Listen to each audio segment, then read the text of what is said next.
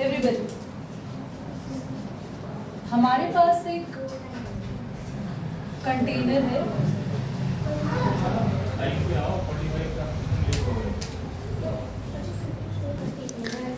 बेटा syllabus change हो चुका है, बुक की जरूरत हमें है नहीं।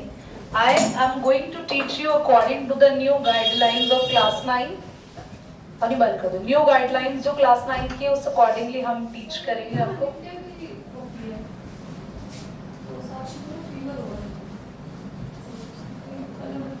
आपके सिस्टर ले लो बेटा, आप ले लो। तो बेसिकली हाँ बेटा, न्यू कॉन्सेप्ट के अकॉर्डिंग पढ़ रहे हैं और मेरी एक वीडियो है जिसमें मैंने रिकॉर्ड किया हुआ है क्या क्या चीज़। अच्छा मैं एक काम करती हूँ, विद इन 2-3 डेज में या संडे को मैं आपके ग्रुप पे या यूट्यूब पे एक वीडियो अपलोड करने वाली हूँ, उसको बड़े ध्यान से सुन लेना। उसमें मैं सारी डिटेल डिस्कस करने वाली हूँ कि साइंस में एग्जैक्टली क्या पढ़ना है, क्या सारी चीज़ें हैं, क्या सिलेबस है। वैसे तुम लोगों से मैंने सिलेबस डिस्कस कर लिया है, but still I am going to upload in very much detail so you can understood. हर क्लास हमारी रिकॉर्ड होती है, एवरीथिंग इज रिकॉर्डेड। कभी छुट्टी लोगी ना तो वो क्लास भी तुम्हें मिल जाएगी, उसको आप आराम से देख सकते हो। ओके, तो आज हम पढ़ने वाले हैं द कॉन्सेप्ट ऑफ, चैप्टर चल रहा है मैटर अराउंड अस प्योर। बेटा इसके बाद मैं जो चैप्टर शुरू कराऊंगी which is of cell, cell chapter में स्टार्ट कराऊंगी। मोस्ट ऑफ द स्कूल्स में सेल या मोशन चैप्टर हो रहा है ना, जल्दी जल्दी सेल को कवर अप कर लेंगे, फिर मोशन को कवर अप कर लेंगे और फिर हम अपने एटम्स एंड मॉलिक्यूल पर आएंगे। भारत कौन सा चैप्टर चल रहा है आपके स्कूल में? यही चल रहा है, दैट्स कूल। तो कुछ बच्चों में सेम ही चल रहा है। एवरीबॉडी, टॉपिक जो पढ़ रहे हैं वो है saturated and unsaturated solutions. So Shivani and Bharat please आप लोग लास्ट में रुके, आप इनकी किसी की कॉपी लेके नोट कर लेना जो मैंने डेफिनेशंस लिखवाई हैं अभी, और भारत आप बॉयज में किसी की कॉपी लेके नोट कर लेना। ओके, लास्ट में नोट करके जाना। क्लास सबसे पहले हमने सैचुरेटेड सॉल्यूशन के बारे में लिखा। डेफिनेशन पहले किसकी लिखी है हमने पलक? सैचुरेटेड, क्योंकि अकॉर्डिंग टू दैट समझ लेते ना। क्लास अनसैचुरेटेड सॉल्यूशंस क्या होते हैं? पहले हम लोगों ने अनसैचुरेटेड के बारे में ही लिखा है ना। यस, देखो आपके पास 1 ग्लास ऑफ वाटर है, आप इसमें शुगर ऐड कर रहे हो, आपने 1 स्पून शुगर आपने ऐड करी, फिर आपने एक और 1 स्पून शुगर ऐड करी, फिर 1 स्पून शुगर ऐड करी, फिर 1 स्पून, आप करते जा रहे हैं, ऐड होता जा रहा है, आप करते जा रहे हैं, मिक्स करते जा रहे हैं, डिसॉल्व हो रहा है, फिर आपने ऐड करा, मिक्स करा, डिसॉल्व हो गया।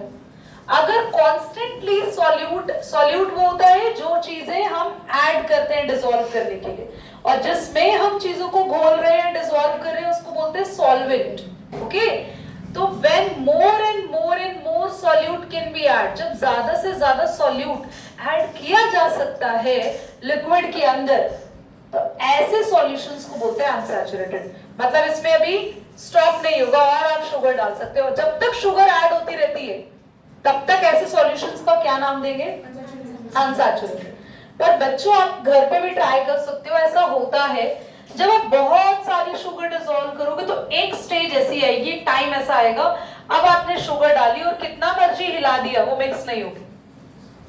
फिर आपकी मम्मी कहती है बेटा इतनी सारी चीनी डाल के इसको चाशनी बनाना है क्या, शुगर सिरप बनाना है क्या? अगर तेरे को शुगर सिरप बनाना है तो मुझे बता दा, ऐसे थोड़ी बनती है चाशनी। शुगर सिरप बनाने के लिए हमें इसको गर्म करना पड़ता है। यस, तो जब सॉल्यूट ऐड ऐसे ही नहीं होता, हीट करने पे सॉल्यूट और ऐड हो रहा है, तो ऐसे सॉल्यूशंस को हम लोग क्या बोलते हैं? Saturated solutions. क्या होते हैं सैचुरेटेड सॉल्यूशंस?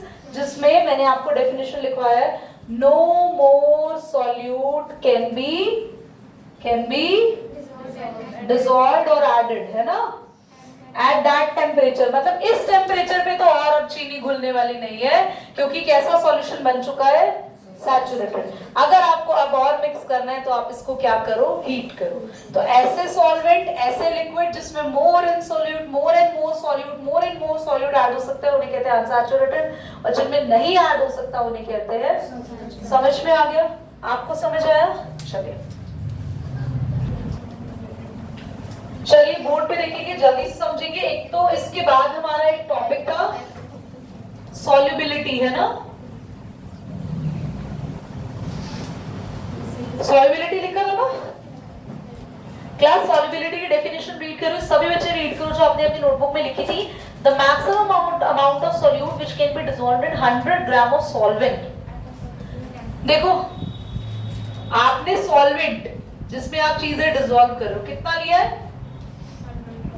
100 ग्राम में कितना सॉल्यूट आप डिसॉल्व कर पाओगे, वो उस सॉल्यूट की क्या होगी? सॉल्युबिलिटी।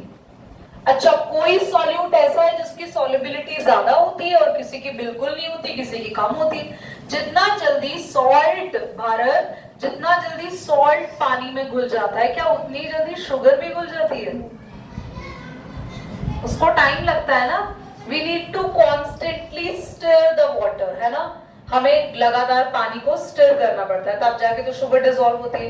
क्योंकि शिकंजी बनाने का मेन टास्क होता है चीनी घोलना।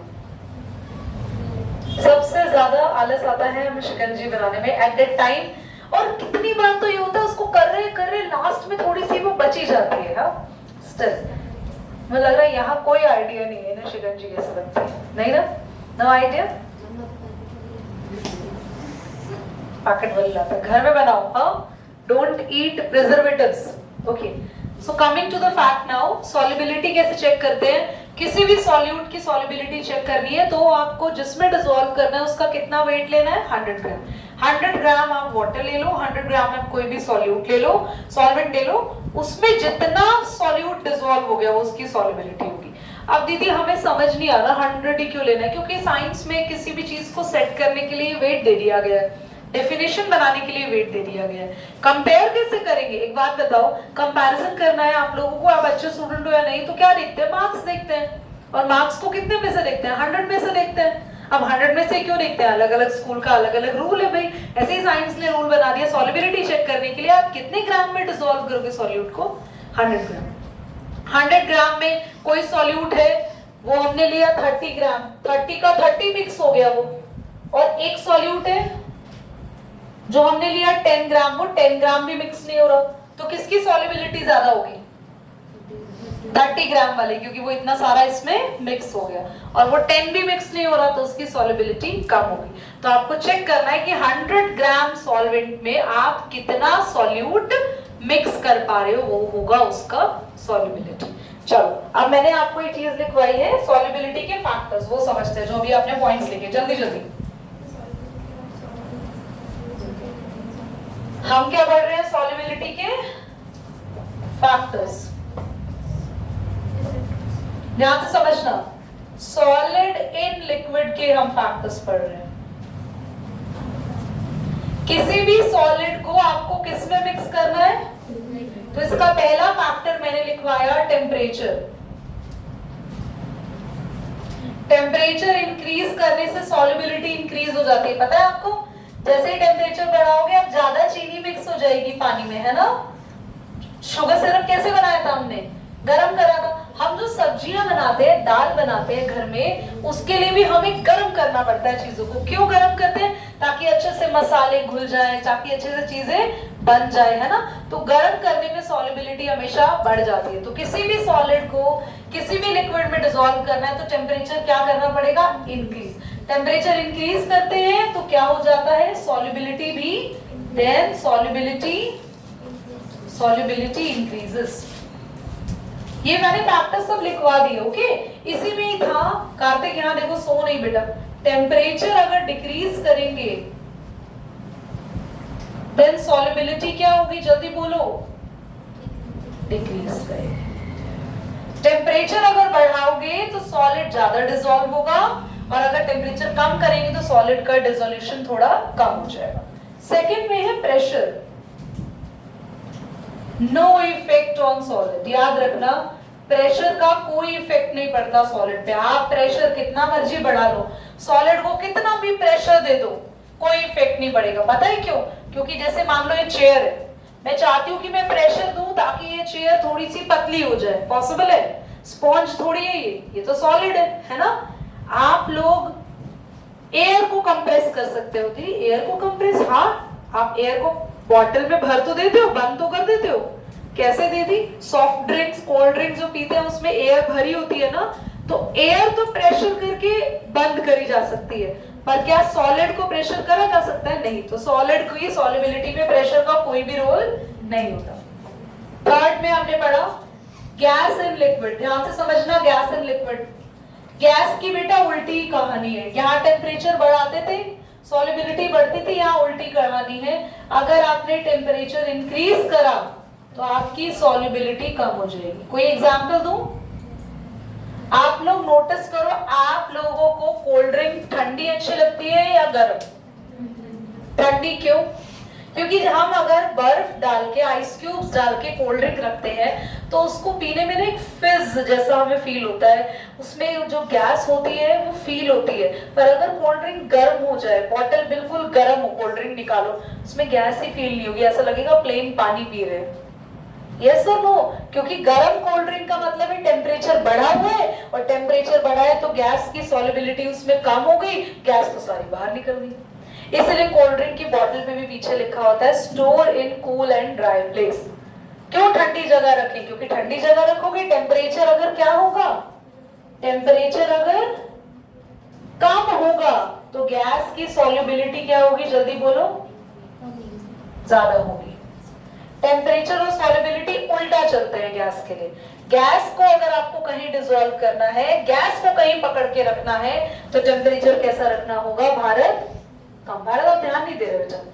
टेम्परेचर कम रखेंगे तो सॉल्युबिलिटी बढ़ेगी गैस के लिए। सॉलिड के लिए उल्टा, सॉलिड के लिए टेम्परेचर कम रखेंगे तो सॉल्युबिलिटी भी कम हो जाएगी, क्योंकि चीनी भैया कम टेम्परेचर पे घुल ही नहीं रही है, पर गैस कम टेम्परेचर पे घुल रही है। इसीलिए बच्चों एक क्वेश्चन आ सकता है आपके पेपर में, ज्यादातर एक्वेटिक लाइफ, एक्वेटिक स्पीशीज, इतनी सारी मछलियां यहाँ नहीं होती, इतने सारे एक्वेटिक प्लांट्स यहाँ नहीं होते, पर जो ठंडे ओशियंस है ना, बाहर के ओशियंस की बात करो तो वहां पर अगर आप देखो जितनी भी डिस्कवरी में चैनल्स आते हैं सारे बाहर के क्यों होते हैं? फोटोग्राफर्स सारे बाहर के सी में डिस्कवरीज क्यों होती है? बाहर के सी में इतनी ज्यादा फिशेस या इतनी ज्यादा टाइप्स ऑफ एक्वेटिक एनिमल्स क्यों होते हैं? क्योंकि बाहर के टेम्परेचर क्या होता है? बहुत कम है। बाहर की कंट्रीज क्या ज्यादातर ठंडी कंट्रीज है, वहां का टेम्परेचर क्या है? ज्यादातर तो गैस वहां पे ज्यादा डिसॉल्व है पानी में, ऑक्सीजन वगैरह। तो जो पौधे हैं, जो वहां पे एनिमल्स हैं, उनको सांस लेने के लिए चाहिए ना चीजें, तो वहां पे पानी में भरपूर यानी कि almost higher amount of gases है।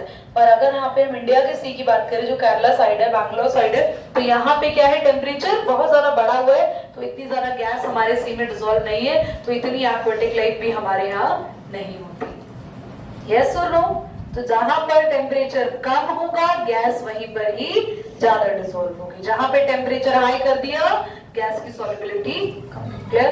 अगला पॉइंट है प्रेशर। प्रेशर गैस के लिए आपकी मम्मी बोलती कोल्ड ड्रिंक निकाल रही है ना ग्लास में, ढक्कन टाइट बंद कर दियो वरना पिटेगी तू। नहीं बोलती मम्मी ऐसे? बताना जरा। यस और नो? बोलती है? नहीं। गेस्ट आने के बाद आपने जैसे कोल्ड ड्रिंक निकाली, शी सेड लो बेटा लो, है वहां पे? बेटा अगर आपको बेसिकली गैस को डिसॉल्व करना है तो आपको ढक्कन टाइट बंद करके रखना पड़ेगा। ढक्कन हल्का सा भी लूज करो, देखो ना बॉटल खोलते सबसे पहले क्या निकलती है उसमें से, क्योंकि आपका बॉटल का जो ढक्कन है वो क्या बना के रखता है? प्रेशर। तो प्रेशर अगर ज्यादा होगा, प्रेशर इंक्रीजेस सॉल्युबिलिटी। जल्दी बोलो।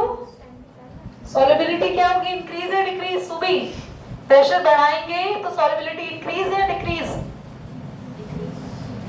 डिक्रीज। क्यों बेटा? अगर आप ढक्कन टाइट बंद करेंगे, प्रेशर बनाएंगे, तो गैस उसमें से निकल जाएगी, डिसॉल्व रहेगी, सॉल्युबिलिटी इंक्रीजेस। पर अगर आपने प्रेशर कम कर दिया, ढक्कन हटा दिया, तो क्या होगा सॉल्युबिलिटी का? जल्दी बोलो। डिक्रीज। सबको समझ आया है पूरा फैक्ट? घर में जाके एक बार पढ़ना और ज्यादा क्लियर होगा।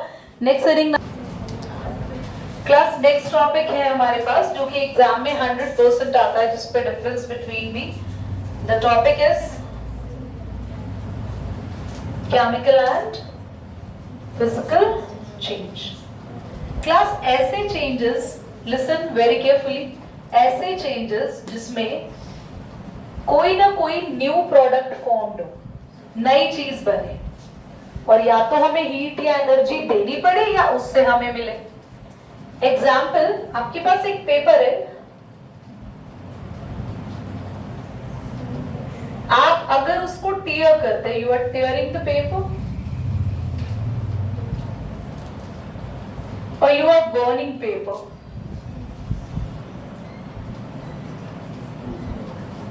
सो टीयरिंग पेपर में पेपर को टीयर करने के बाद भी वो पेपर ही तो रहा, चाहे छोटे छोटे पीसेस में हो गया। ऐसा तो नहीं हुआ कि वो पेपर से कुछ और ही बन गया, जो चीज अब उससे मैच ही नहीं हो रही। पेपर को जितने भी छोटे छोटे पीसेस में ब्रेक कर दिया हम लोगों ने, जितने छोटे छोटे पीसेस में चॉप कर दिया, या हमने पेपर को क्रम्बल कर दिया, क्रम्बल यानी क्रश कर दिया, तब भी वो पेपर ही रहा। So all these kind are physical change. पर बर्निंग ऑफ पेपर में तो वो पेपर ऐश राख में कन्वर्ट हो गया, उसको तो देख के भी नहीं बता सकते कि वो पेपर था या नहीं था। So this is your chemical change.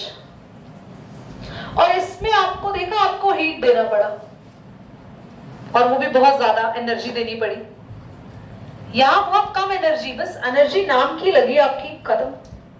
कितनी कम एनर्जी में पेपर आपका फट गया, यस और नो? तो ये कैसा चेंज हुआ बच्चों? रोलिंग ऑफ चपाती, आपकी मम्मी ने एक डो तैयार किया, आटा, उसका मम्मी ने छोटा सा एक मतलब पोर्शन लिया, and your mom starts rolling a chapati. Chapati roll करने के बाद भी वो डो जैसी तो है, दैट इज फिजिकल चेंज। अब अगर उस चपाती को बेक कर दिया, तवे पे रख के सेक लिया, then baking a chapati is a, अपनी बेकिंग अ चपाती इज अ, कौन सा चेंज हुआ बोलो? Chemical change. क्यों? हाँ जी, एक सेकंड आए बच्चे, एक मिनट हुआ था बच्चे। Okay, Radhika, rusting of iron is chemical और फिजिकल चेंज? Chemical, physically. हाँ राधिका, जंग लगने के बाद लोहा लोहा तो रहता ही नहीं है ना, वो तो पाउडर जैसा बन जाता है बिल्कुल। So that is a chemical change. That is not a physical change, of course. Okay, now I am going to ask from Bharat. Bharat, melting of ice. क्यों? पहले वो जूस था, अब वो वाटर बन गया। पहले क्या था? आइस सॉलिड था, तो फॉर्म तो सॉलिड थी, पर था क्या वो? किस चीज का सॉलिड था वो? वाटर। और मेल्ट होने के बाद भी सो कौन सा? Physical. Boiling of water physical, क्योंकि वो पानी है, और बॉयल होने के बाद भी जब हवा में वेपर्स बनेगा तब भी वो पानी ही है, that is also physical change. समझ में आ रहा है आपको? सो फिजिकल चेंज वो होते हैं जिनमें पहले और बाद का मटेरियल सब कुछ सेम ही रहता है। हाँ, थोड़ी स्टेट बदल सकती है, पहले वो सॉलिड था अब वो लिक्विड हो गया, या पहले वो लिक्विड था अब वो गैस हो गया, पर वही चीज ही रही। That is your physical change. Got it everybody? चलिए आगे पढ़ेंगे हम लोग नेक्स्ट।